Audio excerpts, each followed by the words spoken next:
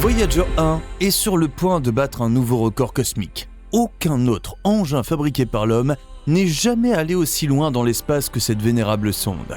Dans un peu moins d'un an, Voyager 1 franchira une nouvelle étape importante en se trouvant à une journée-lumière de la Terre. À l'avenir, il faudra 24 heures pour qu'un signal envoyé depuis la Terre atteigne la vieille sonde, et autant pour que nous recevions une réponse.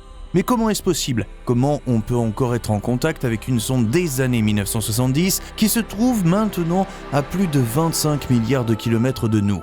Que signifie cette limite magique d'une journée-lumière pour le futur voyage de Voyager 1 ? Et combien de temps encore cette vétérane de la NASA pourrait-elle nous fournir des données uniques sur l'espace interstellaire ? Reste avec nous jusqu'à la fin pour le découvrir. 25,26 milliards de kilomètres. Lorsque Voyager 1 s'est élancé dans l'immensité de l'espace le 5 septembre 1977, personne n'aurait pu imaginer que la sonde battrait un jour un record de distance aussi impressionnant.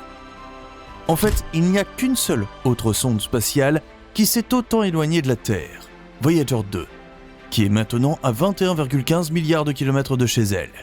Même si ces deux sondes jumelles ont parcouru à peu près la distance que nos grands-parents faisaient à pied pour aller à l'école, il ne faut pas oublier qu'elles n'étaient pas prévues à l'origine pour franchir la frontière de l'espace interstellaire lointain. Il y a près de 50 ans, l'objectif principal était d'étudier des planètes extérieures du système solaire qui étaient encore largement inexplorées à l'époque.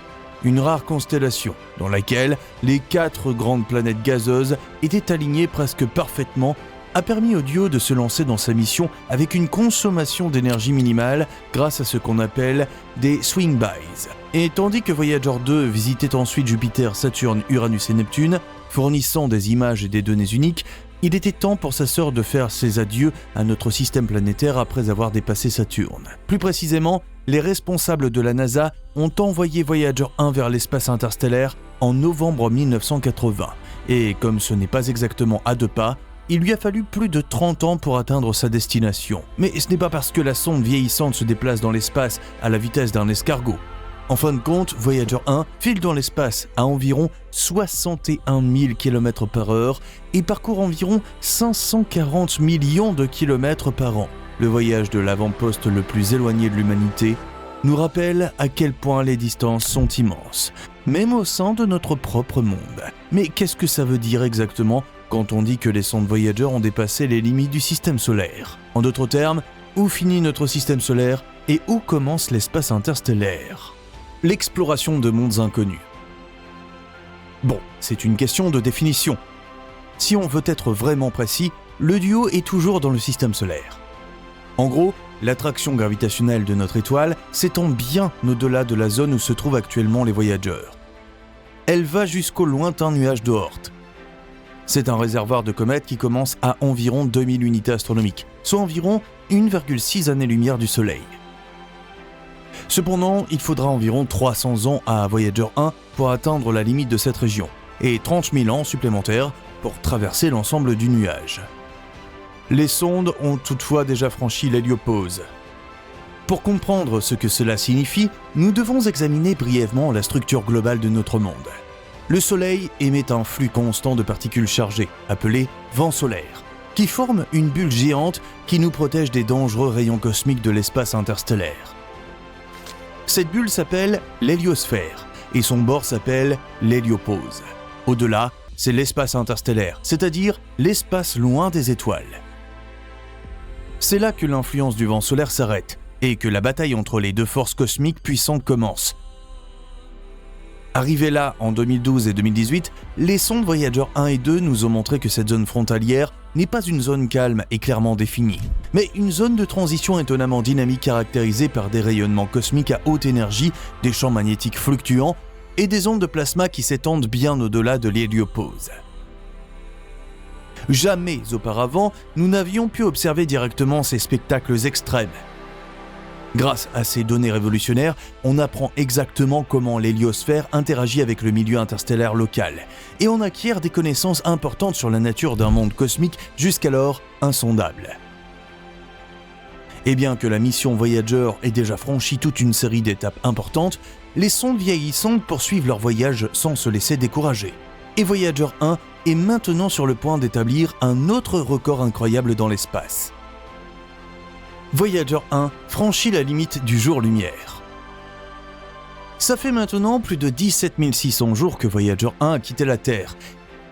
Et comme on l'a dit plus tôt, la sonde a parcouru la distance impressionnante de 25,26 milliards de kilomètres pendant tout ce temps, ce qui la place environ 167 fois plus loin du Soleil que la Terre. Pour rappel, la distance moyenne entre le Soleil et la Terre est appelée unité astronomique et est d'environ 150 millions de kilomètres. La vitesse la plus élevée jamais atteinte par un vaisseau spatial habité a été enregistrée en 1969 par Apollo 10. À l'époque, le vaisseau spatial avait atteint une vitesse d'un peu moins de 40 000 km/h. Mais même à cette vitesse maximale, il aurait fallu 3730 heures, soit 155 jours, à un équipage d'astronautes pour parcourir une seule unité astronomique. La lumière, en revanche, se déplace un peu plus vite. Pour être précis, elle atteint une vitesse de 300 000 km/s dans le vide. C'est pourquoi il ne faut que 8 minutes et 20 secondes à la lumière émise par le Soleil pour atteindre la Terre. En une journée, la lumière parcourt une distance de 25,9 milliards de kilomètres, soit exactement la distance qui séparera Voyager 1 de notre planète bleue dans un peu moins d'un an. Il faudra alors 24 heures pour que les signaux de la Terre atteignent la sonde. Et donc autant de temps pour que nous recevions une réponse. Cependant, les responsables de la communication n'ont pas à faire de changements radicaux. Même maintenant, il faut 23 heures, 29 minutes et 27 secondes pour qu'un message parcourt cette immense distance. Si on peut rester en contact avec les sondes Voyager, c'est grâce au Deep Space Network. C'est un réseau mondial d'antennes géantes qui peuvent capturer de minuscules signaux radio à des milliards de kilomètres et renvoyer des commandes aux sondes. Bon, mais quand est-ce que Voyager 1 va franchir cette étape historique ? Pour le savoir, les experts ont utilisé Eyes on the Solar System, un logiciel de la NASA qui permet de simuler et de visualiser le système solaire, les sondes spatiales et leur mission en temps réel. De cette manière, la date du jour-lumière de Voyager a pu être fixée avec précision au 13 novembre 2026.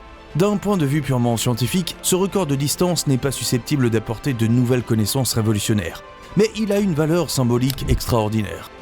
Bien que les sondes Voyager fassent régulièrement la une des journaux en raison de difficultés techniques et aient déjà causé quelques maux de tête à leurs responsables, elles sont un excellent exemple d'endurance et de robustesse. D'un point de vue purement technique, le duo est bien sûr dépassé et désespérément inférieur, même aux smartphones qu'on a dans nos poches. Mais les sondes nous ouvrent néanmoins des perspectives sur des mondes qui étaient auparavant de grandes inconnues. Mais comme même dans l'immensité de l'univers, tout a une fin, la question se pose naturellement de savoir combien de temps cela sera encore possible et comment la longue success story de l'exploration spatiale se poursuivra à l'avenir. La fin de la mission Voyager et le début d'un nouveau voyage. Les scientifiques pensent que les sondes Voyager pourront envoyer des données depuis l'espace interstellaire jusqu'à la fin des années 2030. Mais la fin de la mission n'est pas à cause de la distance qui augmente, mais parce que les deux sondes commencent à manquer de batterie. Plus précisément, les sondes sont alimentées par des générateurs thermoélectriques à radioisotopes. Et comme la performance de ces batteries au plutonium diminue avec le temps, la NASA suit déjà un plan d'économie d'énergie strict pour repousser le plus possible la fin de la mission.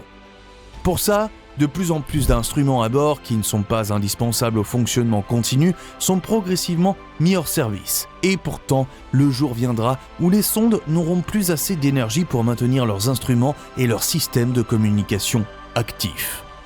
Mais, et c'est là que ça devient passionnant, la fin de la mission scientifique ne signifie pas la fin du voyage des voyageurs. Les sondes peuvent continuer à voler sans énergie, tout simplement parce qu'elles se déplacent dans l'espace sans pratiquement aucune friction.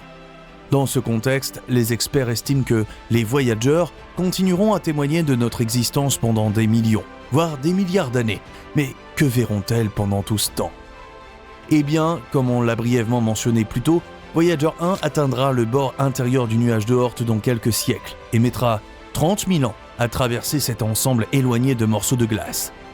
D'ailleurs, il est extrêmement improbable que la sonde soit victime d'un bombardement brutal de comètes, car en réalité, l'espace n'est pas le parcours d'obstacles mortels et densément peuplé que nous connaissons grâce aux films de science-fiction.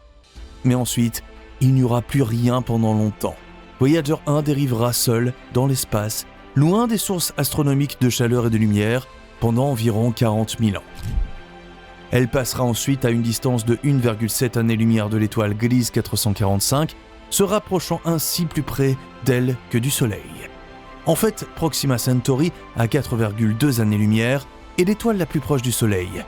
Mais comme même les corps célestes les plus brillants ne restent pas immobiles dans l'espace et sont constamment en mouvement, Gliese 445 se rapprochera considérablement du Soleil au cours des prochains millénaires, ce qui lui permettra de rejoindre Voyager 1. Selon les experts, ça ne serait que le début de nombreuses autres rencontres stellaires. Statistiquement parlant, Voyager 1 s'approchera d'une étoile tous les 50 000 ans environ, passant à moins d'1 parsec, soit environ 3,26 années-lumière. La sonde connaîtra sa prochaine rencontre rapprochée avec une étoile dans environ 303 000 ans, lorsqu'elle s'approchera de l'étoile de la séquence principale TYC 3135 52.1 à moins de 0,965 années-lumière. Cependant, d'après les données, il est peu probable que la sonde soit capturée par une étoile dans un avenir astronomique prévisible. Le temps nécessaire à une sonde spatiale pour entrer en collision avec une étoile est de l'ordre de 10 à la puissance 20 ans, soit environ 7 milliards de fois l'âge actuel de l'univers. À moins d'un imprévu, les sondes ont encore un très long avenir devant elles, même si leur mission scientifique touche rapidement à sa fin. Et si tu cliques sous notre vidéo maintenant, tu ne manqueras plus jamais une nouvelle publication de notre part. Il suffit d'appuyer sur le bouton j'aime et de t'abonner pour rester à jour à partir de maintenant. À bientôt.